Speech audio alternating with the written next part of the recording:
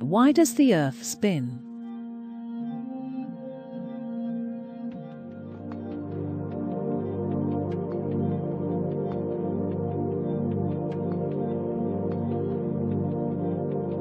There's an imaginary line between the North Pole and the South Pole. We call it the rotation axis. For the Earth, the rotation axis points toward a bright star, Polaris, which is visible on clear nights in the northern hemisphere. Every 24 hours, the Earth makes a full rotation, spinning west to east. Which is why the sun rises in the east and sets in the west, and the stars at night appear to move across the sky.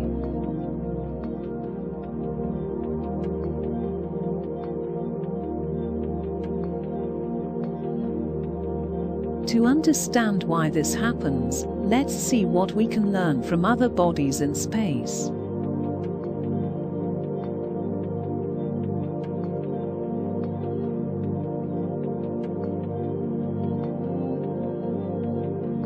Everything spins.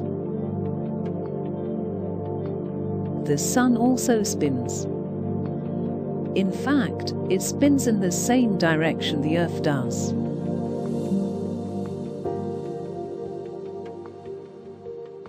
Not only that, the Earth orbits the Sun in the same direction, as do all the other planets, and more than 1 million asteroids and dwarf planets.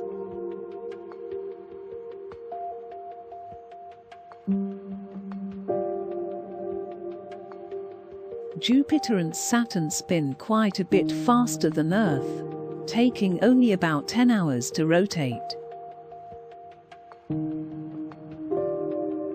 Saturn's spin is a little bit tilted, so we get to see changing views of its rings over time.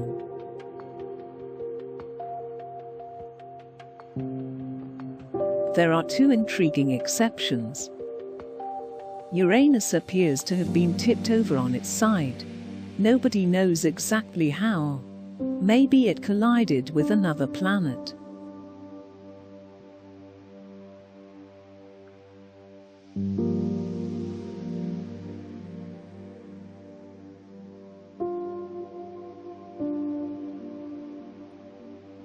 Venus is also odd.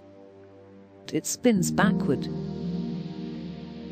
We don't know for sure whether it formed that way or got knocked over. Most scientists now think its spin has been reversed over time by tidal forces involving the Sun and Venus's thick atmosphere.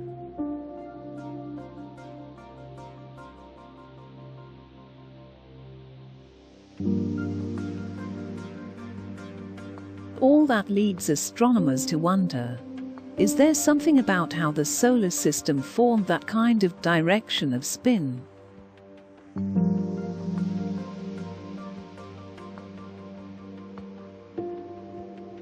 For more clues, we can look at a young star, one that is just forming its system of planets. A famous one is called Beta Pictoris. It is surrounded by a thin disk of dust, gas and little bits called planetesimals. They range in size from a grain of sand, maybe up to the size of a mountain.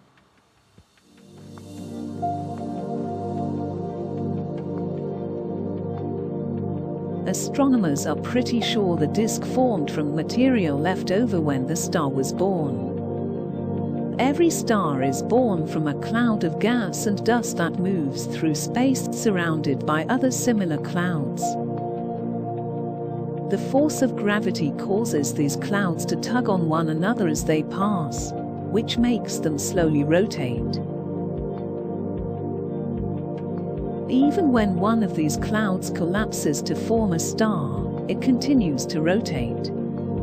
The star forms, spinning at the center of a flat pancake of rotating gas and dust called a protoplanetary disk.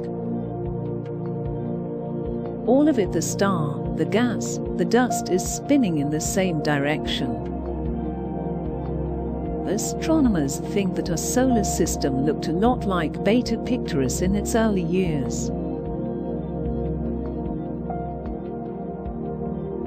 We think that inside the disk, the gas and dust can stick together in a process called accretion. As a baby planet starts to grow, it gets heavier, and its gravity attracts more and more little pieces.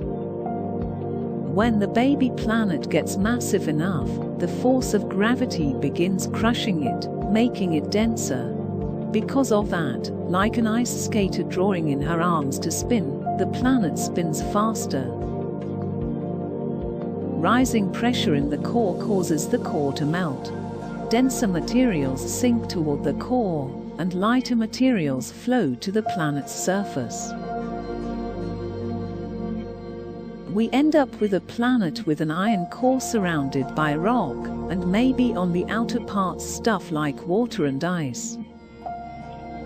That's what we see in our solar system.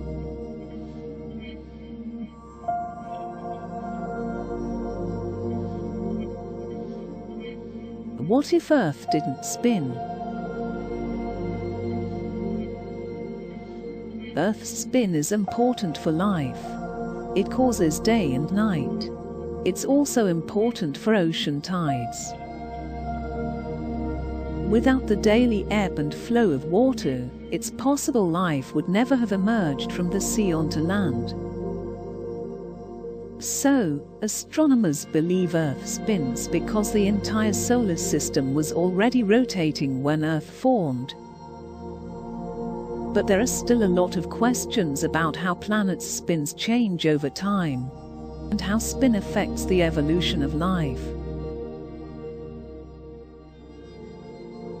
With more than 5,000 planets now known beyond the solar system, future scientists are going to be busy exploring